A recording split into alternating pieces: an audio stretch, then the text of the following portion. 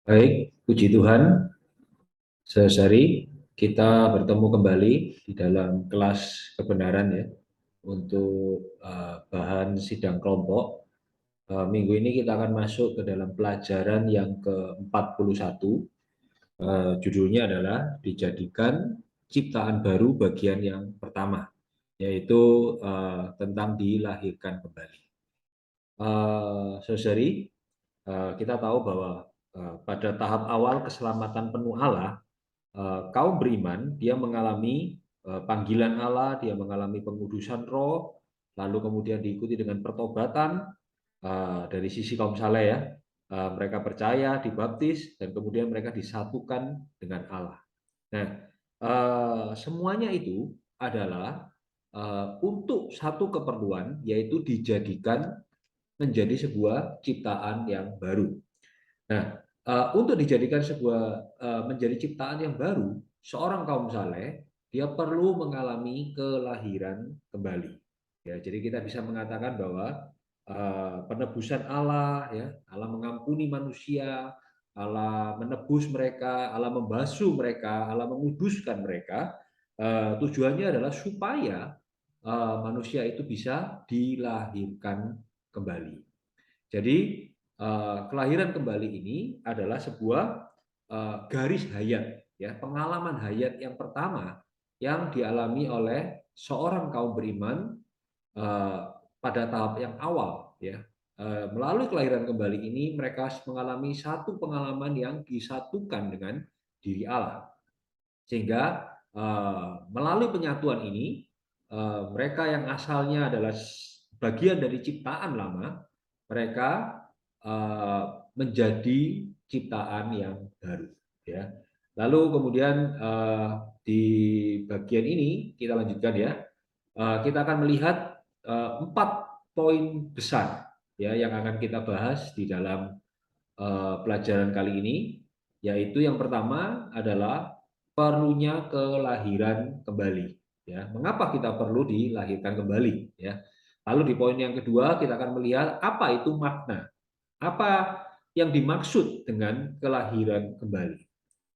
Lalu yang ketiga kita akan melihat perampungan kelahiran kembali. Ya, perampungan kelahiran kembali ini mengacu kepada uh, proses, ya, bagaimana sebuah kelahiran kembali itu dapat terjadi dari awal sampai akhir.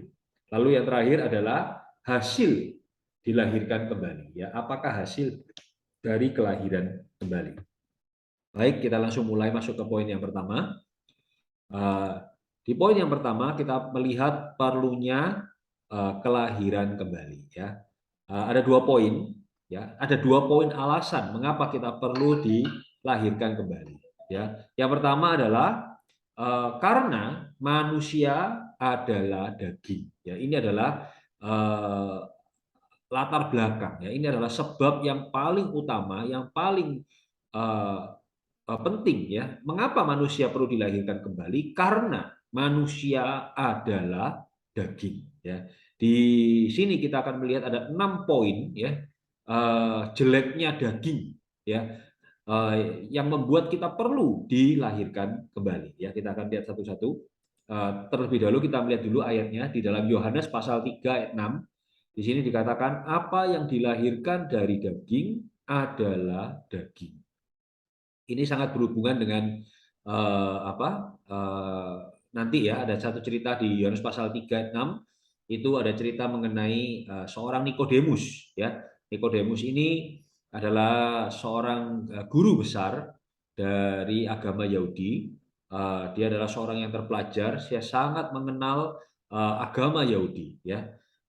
Tetapi dia melihat Tuhan. Dia tahu dengan pasti bahwa Tuhan ini bukanlah seorang yang biasa saja, ya. Tuhan ini adalah seorang yang Nikodemus menyebutnya adalah seorang yang datangnya dari Allah karena melihat apa yang dikerjakan oleh Tuhan, ya. Dan Nikodemus mendatangi Tuhan malam hari, ya. Dia seorang yang mungkin malu, ya, karena dia harus menemui seorang yang lebih muda dari dirinya, yaitu Tuhan. Kemudian Nikodemus ini ternyata apa? Ingin belajar. ya. Dia ingin datang untuk belajar tentang agama, ya, tentang sebuah pengajaran, ya. Nah, tetapi Tuhan mengatakan bahwa keperluan dari seorang Nikodemus bukanlah pengajaran, bukanlah pelajaran yang baru, tetapi adalah dilahirkan kembali. Ya, lalu Nikodemus bertanya, wah, bagaimana aku bisa dilahirkan kembali, Om, sudah tua seperti ini? Ya, apakah aku bisa masuk kembali ke dalam rahim ibuku? Ya, tetapi Tuhan mengatakan apa? Percuma. Kamu bisa masuk ke rahim ibumu berulang kali, ribuan kali, percuma, karena yang dilahirkan dari daging tetap daging. Ya, jadi tidak akan mengubah apapun statusmu, kondisimu, situasimu tidak akan berubah. Karena apa yang dilahirkan dari daging tetap adalah daging. Mau berapa kali, berapa banyak dilahirkan dari daging tetap adalah daging. Ya, nah kita akan melihat ya jeleknya daging. Yang pertama adalah daging itu lahir dari dalam dosa, ya. Daging lahir dalam dosa dan berasal dari dosa. Daging terjual di bawah dosa, ya. Nah, ini ada ayatnya, saudari, di dalam Mazmur pasal 51 ayat yang kelima. Ini adalah Mazmur pertobatan Daud, ya. Ketika Daud berbuat dosa, dia menyesal, dia mengaku dosa kepada Allah. Eh, Dia menulis Mazmur 51 ini, dia mengatakan apa? Sesungguhnya dalam kesalahan aku diperanakkan, dalam dosa aku dikandung ibuku. Ya, jadi dari sini kita melihat bahwa daging itu asalnya, sumber dari daging adalah dosa. Ya, jadi keberadaan daging bisa ada adalah karena adanya dosa. Ya, Daud mengatakan bahwa dia dikandung dalam dosa.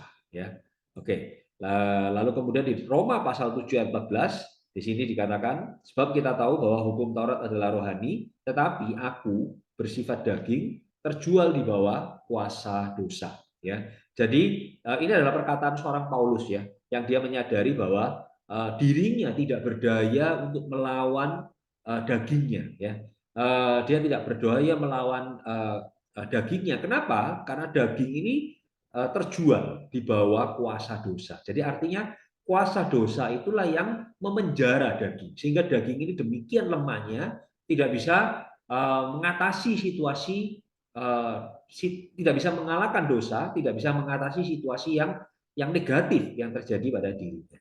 Ya, ini yang pertama. Lalu yang kedua, kita melihat bahwa di dalam daging tidak ada sesuatu yang baik, ya, tidak ada satupun yang baik, semuanya hanya ada kejahatan.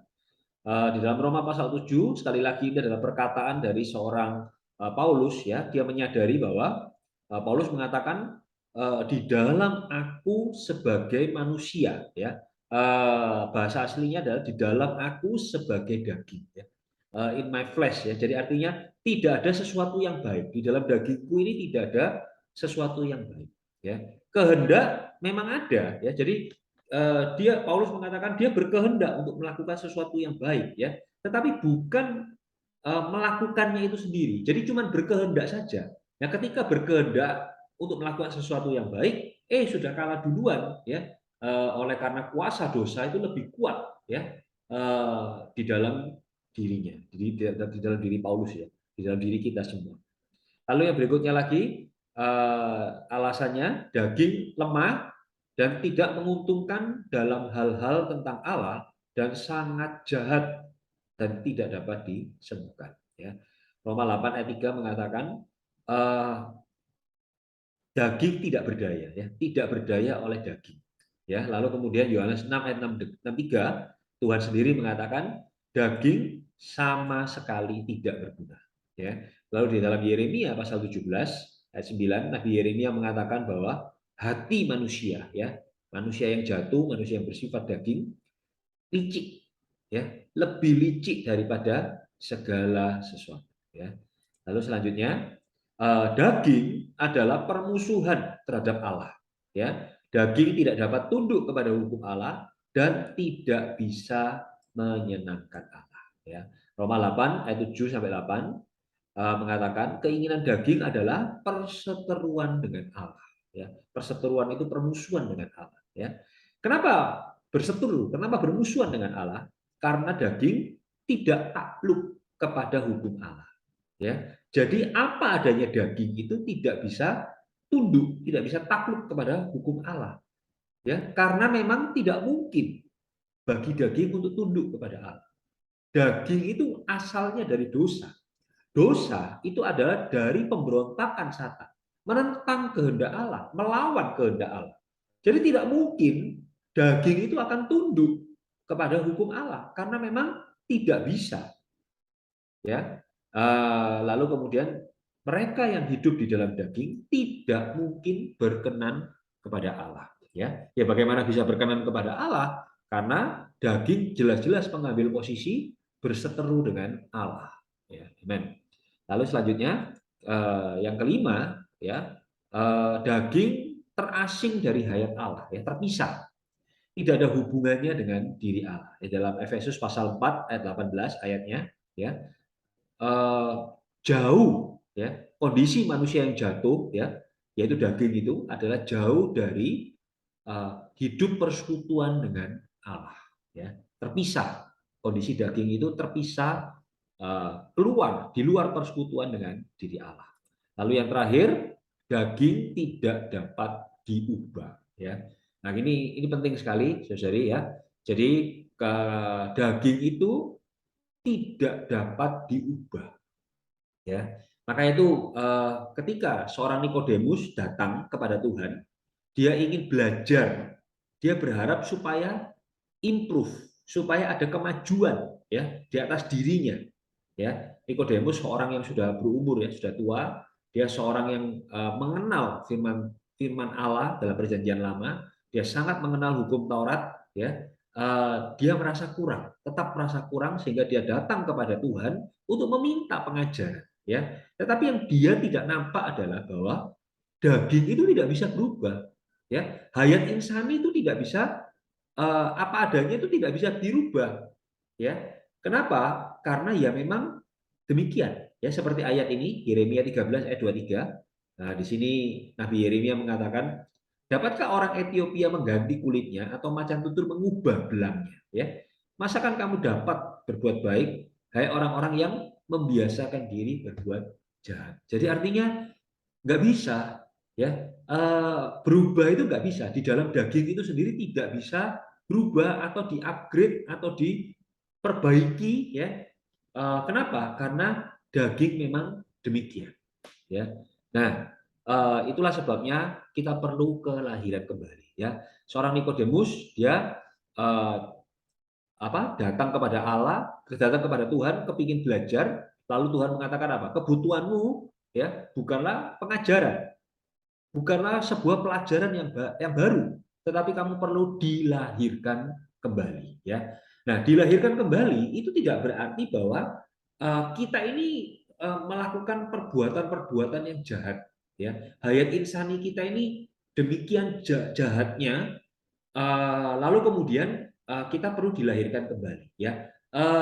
Memang sebagian benar demikian, ya, tetapi tidak serta merta daging itu hanya sesuatu yang kelihatannya jelek. Daging itu juga bisa, Pak, dari luar kelihatannya baik, ya. Seperti Nikodemus. Kalau kita lihat Nikodemus, itu dia tidak ada yang jelek. Semua orang melihat dia adalah seorang yang baik, seorang tokoh masyarakat, ya, yang dikagumi, yang disegani oleh masyarakat di sekitarnya, ya. Orang tidak akan pernah merasa bahwa Nikodemus itu adalah orang yang perlu dilahirkan kembali. Wong dia baik-baik saja, ya. Tetapi Tuhan mengatakan engkau perlu dilahirkan kembali, ya. Jadi dilahirkan kembali itu bukan hanya karena kita ini berbuat jahat, melakukan dosa-dosa yang jelek, yang buruk, ya. Tetapi lebih-lebih lagi, Saudara, tidak berbuat jahat pun tetap kita adalah daging. Selama kita belum mengalami kelahiran kembali, kita tetap adalah daging. Walaupun kita ini di luar kita mau di make up, ya, mau diberikan penampilan, ya, dihias sebagus apapun, daging tetaplah daging. Ya, ini adalah produk dari pohon pengetahuan yang baik dan yang jahat. Jadi ketika manusia jatuh ke dalam dosa, karena dia makan ya pohon pengetahuan baik dan jahat itu, maka di dalam diri manusia itu bisa juga selain berbuat jahat, dia berbuat baik. Karena dia punya pengetahuan untuk berbuat baik. Itulah sebabnya, Pak. Daging tidak serta-merta hanya yang jelek-jelek saja, yang jahat-jahat saja. Juga ada yang baik. Kelemah lembutan, kesabaran, ya, kapasitas untuk memaafkan. Semua itu bisa dilakukan oleh daging, bisa, ya. Tetapi daging tetaplah daging. Daging tidak bisa diapa-apakan, hanya bisa diselamatkan melalui kelahiran kembali. Kita lanjut. Poin yang kedua, alasan mengapa kita perlu dilahirkan kembali adalah untuk masuk ke dalam kerajaan Allah. Ya, ada ayatnya ya di dalam Yohanes pasal 3 ayat 3 dan Yohanes pasal 3 ayat 5. Ya, di sini dengan jelas dikatakan bahwa tanpa dilahirkan kembali, seseorang tidak dapat melihat kerajaan Allah. Ini di dalam Yohanes pasal 3 ayat 3. Di dalam ayat yang kelimanya dikatakan bahwa kalau seseorang itu tidak dilahirkan dari air dan roh, ya ini adalah proses kelahiran kembali, nanti akan kita lihat, orang itu tidak dapat masuk, tidak hanya melihat tetapi juga masuk ke dalam kerajaan Allah. Jadi pintu untuk masuk ke dalam kerajaan Allah adalah melalui kelahiran kembali. Jadi ini adalah alasan yang kedua, mengapa kita perlu dilahirkan kembali, ya. Oke. Selesai poin yang pertama, kita masuk ke poin yang kedua ya. Kita akan melihat apa makna dari kelahiran kembali ya. Dari tadi kita mengatakan perlu dilahirkan kembali ya. Tetapi apakah makna yang sebenarnya ya? Nah, saudari, kita perlu melihat makna ini dengan dalam ya. Dengan jelas, dengan dalam. Jangan sampai seperti Nikodemus ya, memiliki pengertian yang keliru mengenai kelahiran kembali. Ya, Nikodemus mengatakan, wah, aku yang sudah tua ini bagaimana aku bisa kembali masuk ke dalam rahim ibuku? Ya, nah ini jelas ketahuan bahwa dia tidak ngerti apa itu kelahiran kembali. Ya, kita akan lihat maknanya. Nah, kelahiran kembali yang pertama maknanya adalah dilahirkan dari Allah. Ya, jadi ini yang pertama. Kelahiran kembali adalah dilahirkan dari Allah. Ayatnya ada di dalam Yohanes pasal yang ke-12 ayat Yohanes pasal yang pertama ayat 12 sampai 13 ya. Jadi di sini ayatnya mengatakan bahwa mereka yang menerimanya diberi kuasa supaya menjadi anak-anak Allah ya. Mereka yang percaya di dalam namanya, yaitu adalah orang-orang yang diperanakkan dari Allah ya, yang di garis merah ini yang dikatakan bahwa orang-orang yang diperanakkan dari Allah. Jadi mereka yang percaya, mereka yang menerima ya Tuhan sebagai juru selamat, mereka ini menjadi anak-anak Allah ya. Mereka anak-anak Allah ini siapa? Yaitu orang-orang yang diperanakkan bukan dari darah atau daging, bukan dari manusia ya, tetapi dari Allah. Ya, ayat ini jelas sekali. Jadi kelahiran kembali maknanya adalah dilahirkan dari Allah. Lalu yang kedua, makna kelahiran kembali adalah dilahirkan dari atas. Ya, wah apa ini maksudnya atas? Di dalam Yohanes pasal 3 ayat 3 ya, dikatakan bahwa aku berkata kepadamu, sesungguhnya jika seseorang tidak dilahirkan kembali, ya ini di dalam bahasa aslinya, kata kembali, dilahirkan kembali, kata kembali ini memiliki makna dilahirkan baru, ya, kelahiran baru. Jika seseorang tidak dilahirkan baru, ya, nah, ia tidak melihat kerajaan Allah. Nah, kata baru di sini itu adalah sama dengan kata dari atas di dalam Yohanes pasal 3 ayat 31. Dalam bahasa Yunaninya ya, dari kata Yunaninya, kata baru di dalam ayat yang Yohanes 3 ayat 3 ini adalah sama dengan akar kata yang digunakan di dalam Yohanes pasal. Nah, dari sini kita tahu bahwa yang dimaksud di dalam Yohanes pasal 3 ayat 3 ini adalah jika seseorang tidak dilahirkan dari atas, ia tidak melihat kerajaan Allah. Nah, apa itu maksudnya dilahirkan dari atas? Di dalam Kolose pasal 3 ya. Di situ dikatakan bahwa karena kita telah dibangkitkan bersama dengan Kristus, maka carilah perkara-perkara yang di atas. Perkara-perkara di mana Kristus ada. Ya, jadi artinya kata di atas ini memiliki makna surgawi, bersifat surgawi, sesuatu yang di mana Kristus itu ada, ya, sesuatu yang berasal dari surgawi. Jadi kelahiran dari atas adalah kelahiran yang berasal dari surgawi, ya. Nah, ini sama dengan yang pertama tadi ya, bahwa inilah kelahiran yang bersumber diinisiasi dari diri Allah, ya. Amen. Lalu berikutnya makna dari kelahiran kembali adalah dilahirkan dari air dan roh. Amen. Ini ayatnya ya, tadi kita sudah baca, Yohanes pasal 3 ayat 5 dikatakan bahwa jika seseorang tidak dilahirkan dari air dan roh, ya, jadi kelahiran kembali adalah maknanya adalah dilahirkan dari air dan dari roh. Ya, kita akan lihat lagi. Air itu melambangkan kematian dan untuk penguburan, untuk mengakhiri, ya, untuk mengakhiri orang-orang yang bertobat. Sedangkan roh adalah mengacu kepada Roh Kudus, ya, yang adalah roh hayat dan kebangkitan untuk menunaskan apa yang telah diakhiri. Ya, nah, saudara, dilahirkan dari air, maksudnya adalah air ini mengacu kepada air baptisan. Ya, jadi ketika seseorang masuk ke dalam air baptisan, mereka air ini adalah melambangkan sebuah pengakhiran, sebuah kematian, ya, untuk mengakhiri manusia lama kita, ya, ciptaan lama kita, ya, latar belakang, ya, segala masa lalu kita, ya, segala dosa, segala dunia, ya, mati dikuburkan oleh air itu. Beberapa waktu yang lalu kita melihat makna tentang baptisan, ya. Di situ kita melihat bahwa seperti perlambangan orang Israel yang menyeberangi Laut Merah, ya. Ketika bangsa Israel itu masuk ke dalam Laut Merah, lalu kemudian keluar dari Laut Merah, itu adalah melambangkan sebuah pembaptisan, ya. Nah, kita lihat apakah yang dikuburkan di sana orang-orang Mesir, ya. Semua orang Mesir terkubur, yang mengejar, ya, yang mengejar orang Israel dari belakang, semua terkubur di Laut Merah itu. Nah, ini melambangkan apa? Ini melambangkan bahwa air itu mengubur masa lalu, ya, mengubur segala kejahatan, segala dosa, segala perbuatan manusia lama kita dikuburkan di dalam air kematian itu, ya. Nah, lalu kemudian dilahirkan dari roh. Nah, roh ini mengacu kepada Roh Kudus, ya, Roh Allah yang adalah diri Allah itu sendiri, ya, diri Kristus itu sendiri, ya. Nah, ini mengacu kepada penunasan hayat. Jadi apa yang diakhiri di dalam air ditunaskan melalui roh itu, oleh roh itu, ya. Sehingga kita bukan cuma sekedar dimatikan, tetapi kita juga dibangkitkan bersama dengan Kristus, ya. Hayat Allah bertunas di dalam diri kita melalui pekerjaan rohnya, ya. Ini kita lihat ayat-ayatnya.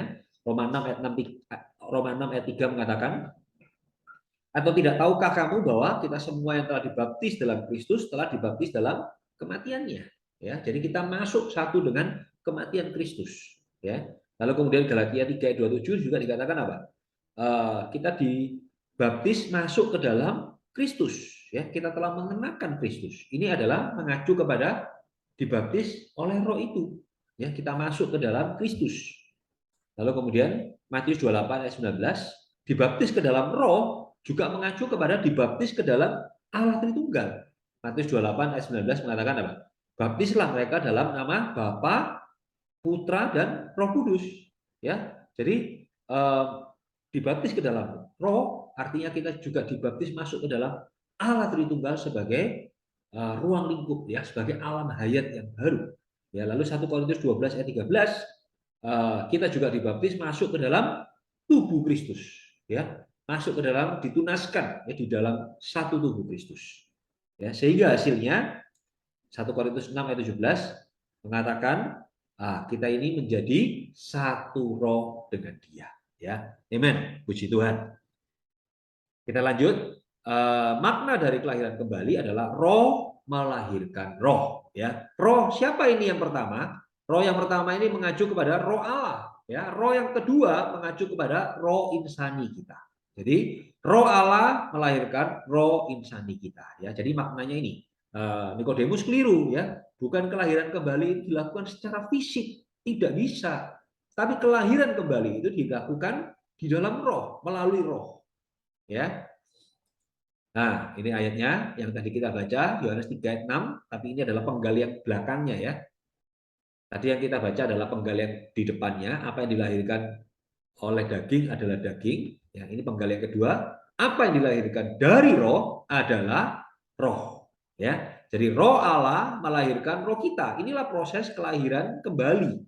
Ya, lalu kemudian Yeskiel pasal 36 ayat 26 dan 27a, ini Allah yang berkata ya, kamu akan kuberikan hati yang baru dan roh yang baru di dalam batinmu. Ya, rohku akan kuberikan di dalam batin.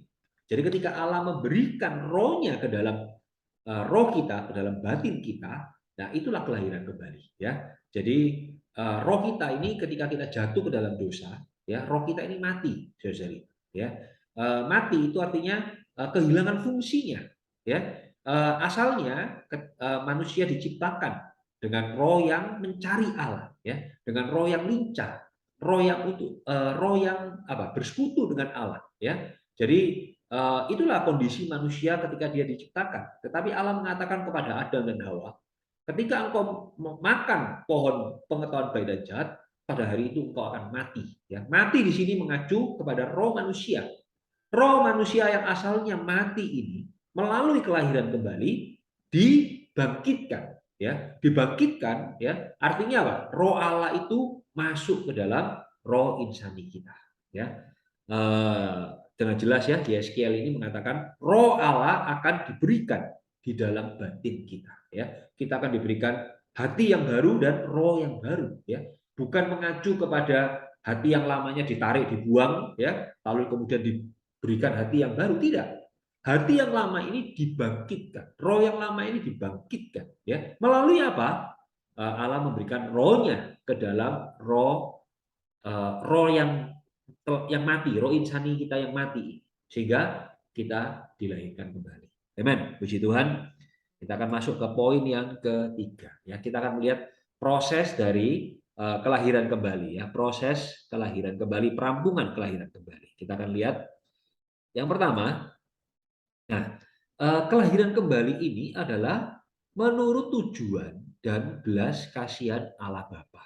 Puji Tuhan, ya. Saudari, kita ini bukan kebetulan kita dilahirkan kembali. Bukan secara kebetulan kita bisa mendengarkan Injil dan kita diselamatkan. Tidak, sama sekali tidak ada yang namanya demikian, ya. Kita dilahirkan kembali itu adalah karena tujuan dan belas kasihan Allah Bapa di atas kita.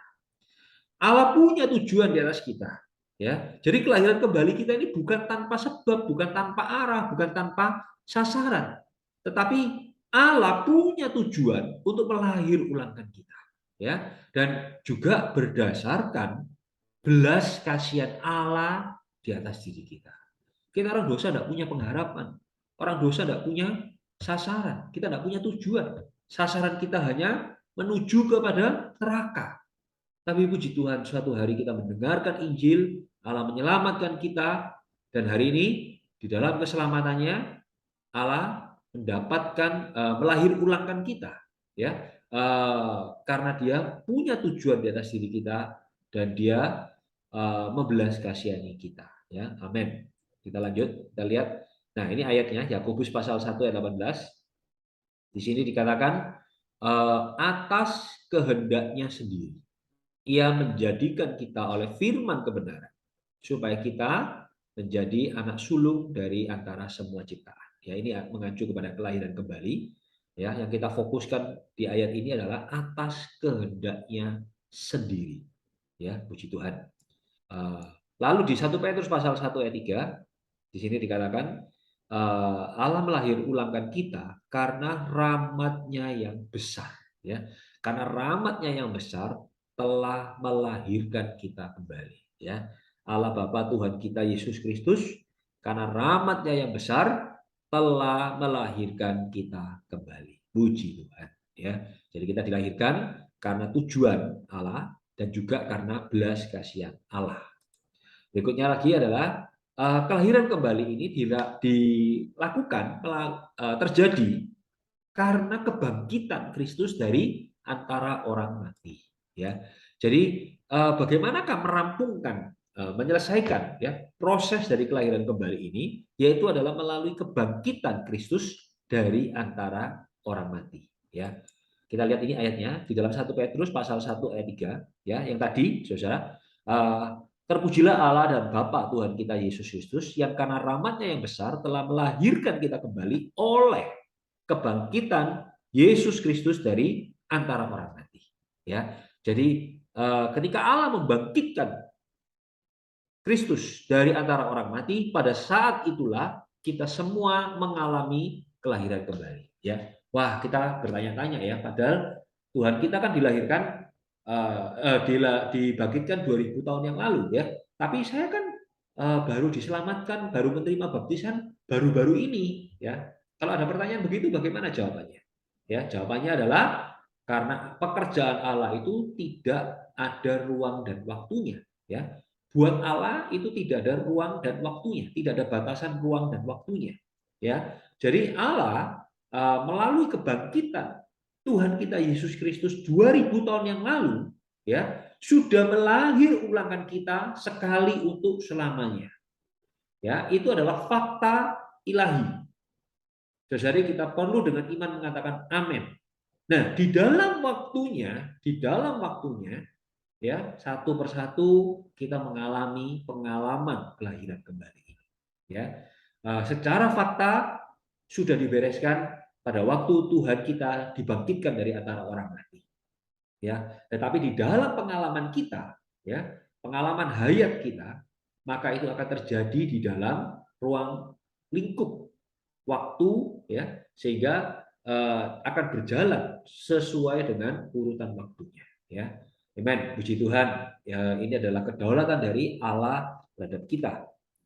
Berikutnya lagi kita akan melihat, nah perampungan kelahiran kembali itu dikerjakan, ya melalui pekerjaan Roh Kudus. Ya, saudari, kita bisa mengatakan bahwa dua yang pertama itu adalah sesuatu yang di luar kita, ya sesuatu yang objektif, ya. Jadi kita melihat fakta kelahiran kembali kita adalah karena Allah punya tujuan, Allah membelas kasihani kita, ya Allah melakukannya, melahir ulangkan kita melalui kebangkitan Tuhan kita Yesus Kristus. Itu semuanya adalah fakta yang benar, ya fakta Alkitab, ya. Tetapi kita kurang merasakannya di dalam kita, ya. Kenapa? Karena itu adalah sesuatu yang objektif, ya. Nah, bagaimanakah pengalaman ini menjadi subjektif di atas diri kita? Yaitu adalah melalui pekerjaan dari Roh Kudus.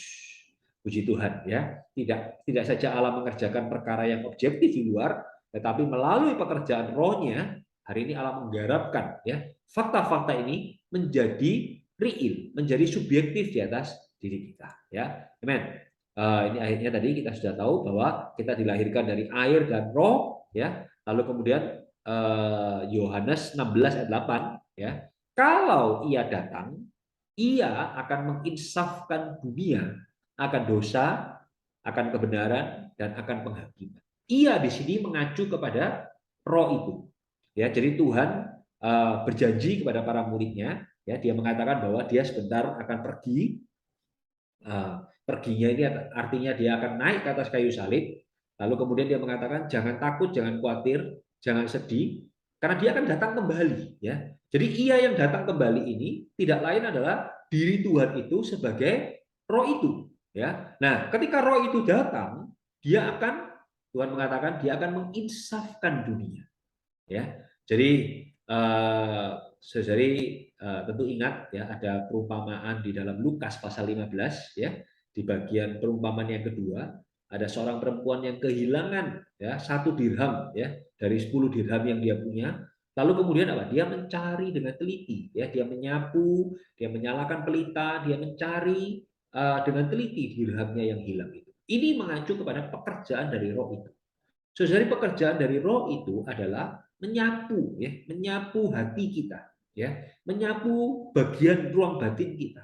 Untuk apa?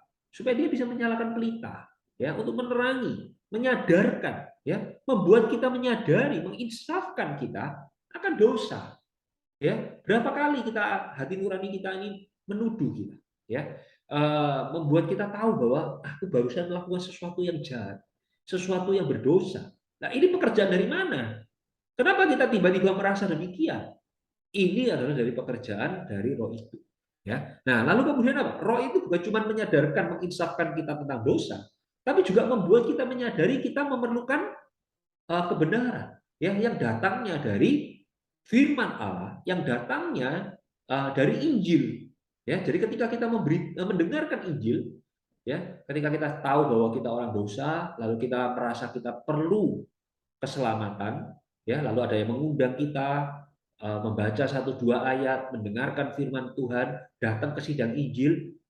Pada saat itu apa? Roh itu kembali bekerja. Ya, untuk apa? Menginsafkan kita, menyadarkan kita bahwa kita memerlukan kebenaran, kita memerlukan Tuhan yang menebus kita. Loh, kok kita bisa yakin tentang perkara itu? Ini bukan kebetulan, tapi karena pekerjaan dari Roh itu. Ya, dan kita juga disadarkan tentang penghakiman. Ya, artinya kalau kita tidak menerima Injil diselamatkan, ya kita akan menerima dampaknya. Kita akan tinggal di dalam penghakiman Allah. Allah akan datang untuk menghakimi orang-orang dosa, menghakimi dosa, menghakimi dunia. Ya, kalau kita tidak diselamatkan, bertobat dan diselamatkan, menerima Injil, menerima keselamatan, ya kita akan berbagian di dalam penghakiman itu. Siapakah yang menyadarkan kita semua atas semuanya ini? Dari pekerjaan Roh Kudus. Puji Tuhan, ya. Jadi pekerjaan ini membuat kelahiran kembali ini menjadi demikian pribadi, demikian real, demikian subjektif di atas pengalaman diri kita, ya. Puji Tuhan. Lanjut. Nah, eh, kelahiran kembali ini dirampungkan juga melalui firman Allah. Ya, puji Tuhan. Kita lihat 1 Petrus pasal 1 ayat 23 dikatakan bahwa kita ini dilahirkan kembali bukan dari benih yang fana, tetapi dari benih yang tidak fana. Apa itu benih yang tidak fana? Yaitu firman Allah yang hidup dan yang kekal. Puji Tuhan. Ya, jadi apakah yang membuat kita bisa menyadari, ya, tadi pekerjaan roh itu tadi menginsafkan kita, ya. Tetapi ketika roh itu bekerja di atas kita, ya, roh itu memerlukan dasar, ya, dasar untuk dia bekerja. Apa dasar untuk dia bekerja? Firman. Dasarnya adalah firman, ya. Kalau kita tidak pernah dengar firman Allah, kalau kita tidak pernah membaca firman Allah, cukup susah ya buat roh itu untuk apa? Meyakinkan kita bahwa kita ini perlu diselamatkan. Ya, kita ini orang dosa yang perlu diselamatkan. Maka itu pekerjaan ini, pekerjaan kelahiran kembali ini perlu dirampungkan melalui Roh Kudus, tetapi juga berdasarkan dari firman Allah yang hidup dan yang kekal. Ya, dan kita dilahirkan kembali, ya, karena benih ini, benih firman Allah yang hidup dan yang kekal. Amen. Nah, yang terakhir kelahiran kembali ini dirampungkan oleh kepercayaan manusia, ya. Jadi semuanya sudah Allah kerjakan, ya. Tetapi kalau seseorang itu tidak mau percaya, ya tidak bisa, ya. Jadi ada firman, ada pekerjaan roh, terus kita sudah melihat fakta-faktanya, tetapi kalau tetap mengeraskan hati, tidak mau percaya, ya tetap tidak akan terjadi kelahiran kembali. Ya, Yohanes pasal 3 ayat 15 mengatakan supaya setiap orang yang percaya kepadanya beroleh hidup yang kekal. Ya, tidak ada syarat yang lain. Bagaimana memperoleh hidup yang kekal? Ya, artinya dilahirkan kembali. Tidak ada jalan yang lain. Ya harus percaya.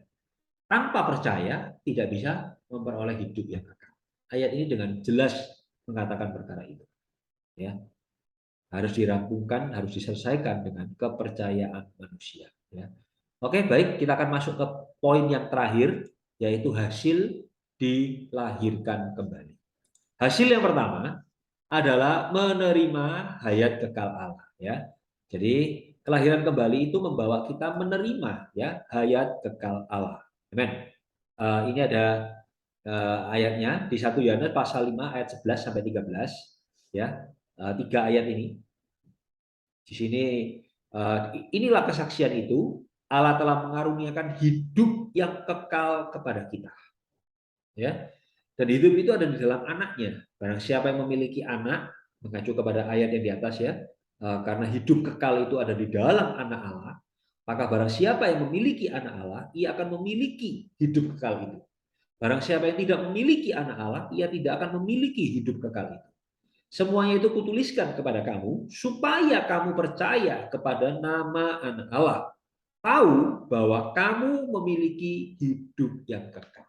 Ya, puji Tuhan, saudara, saudari. Jadi inilah hasil dari kelahiran kembali. Yang pertama adalah kita memiliki hidup yang kekal, hayat Allah itu sendiri. Ya, ada satu ayat yang terkenal ya, saya tidak cantumkan di sini, kita semua hafal. Yohanes 3:16 ya, mereka yang percaya ya tidak binasa, melainkan beroleh hidup yang kekal. Ya, jadi hidup yang kekal mengacu kepada hayat kekal Allah. Lalu yang kedua, hasil dari kelahiran kembali adalah jadi anak-anak Allah. Ya, kalau kita menerima hayat Allah, kita adalah anak-anak Allah. Kita dilahirkan kembali menjadi anak-anak Allah. Jadi anak-anak Allah ini bukan anak pungut ya, bukan anak ambil ya, bukan anak angkat ya, tetapi adalah anak-anak yang sebenarnya yang dilahirkan dari hayat Allah. Jadi kita bisa mengatakan kita adalah anak-anak Allah karena kita punya hayat Allah di dalam diri kita melalui kelahiran kembali kita. Amen. Ini ayatnya tadi kita sudah baca ya, Yohanes 1 ayat 12 dan 13.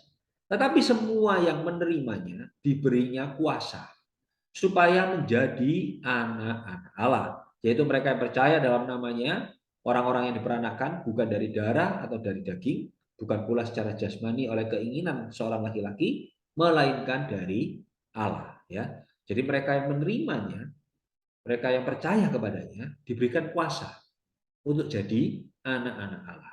Kuasa ini dari mana? Dari hayat. Karena kita sudah terima hayat Allah, kita punya kuasa. Ya, kuasa untuk menjadi anak-anak Allah. Amin. Lalu yang berikutnya, hasilnya dari kelahiran kembali adalah menjadi buah sulung dari ciptaan baru Allah. Saudari, Allah ini ingin mendapatkan ciptaan yang baru. Ya, jadi ciptaan yang baru itu bukanlah berdasarkan seperti ciptaan yang lama, ya, bukanlah dibentuk dari secara luaran, tetapi Allah menggunakan ciptaan yang lama ini, kemudian apa? Menambahi Allah, ya, menambahi hayat Allah, menambahi unsur Allah ke dalam ciptaan lama ini, sehingga ciptaan lama ini menjadi ciptaan baru, ya. Jadi kita yang dilahirkan kembali ini adalah kita menjadi buah sulungnya, ya, dari ciptaan baru Allah. Artinya apa? Kita duluan, ya, kita yang percaya, kita yang menerima hayat Allah ini, kita ini menjadi buah sulung, menjadi hasil yang pertama dari ciptaan baru Allah. Ya, nanti pada waktunya Allah akan apa? Mengakhiri ya ciptaan-ciptaan lamanya, ya, langit lama dan bumi yang lama ini, ya, dan kemudian dia akan memulihkan kembali ciptaannya ini menjadi ciptaan yang baru, ya. Nah, tetapi ketika hal itu terjadi, nah, itu adalah hasil yang belakangan, ya, buah yang matang belakangan. Nah, kita yang orang-orang yang percaya kepada dia, menerima hayatnya, kita ini menjadi buah hasil yang pertama yang menjadi ciptaan baru Allah. Ya, ini ayatnya. Tadi kita juga sudah baca.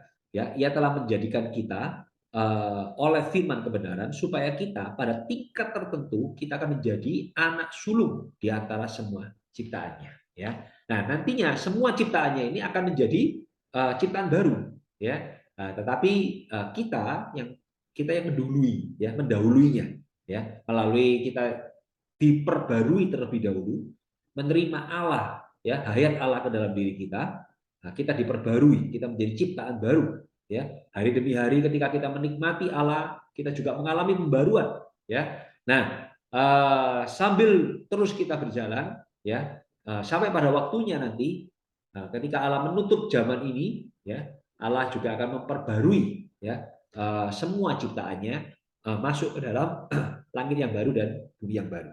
Oke, 2 Korintus 5:17 mengatakan siapa yang ada dalam Kristus, ia adalah ciptaan yang baru. Amen. Yang terakhir kita melihat poin D, hasil dari kelahiran kembali adalah memperoleh pengharapan yang hidup. Ya.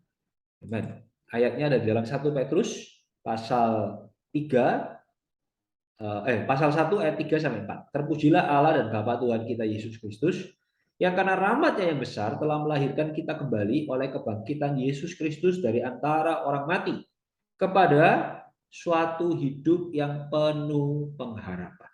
Ya, puji Tuhan. Kita ini asalnya adalah orang-orang yang layak binasa.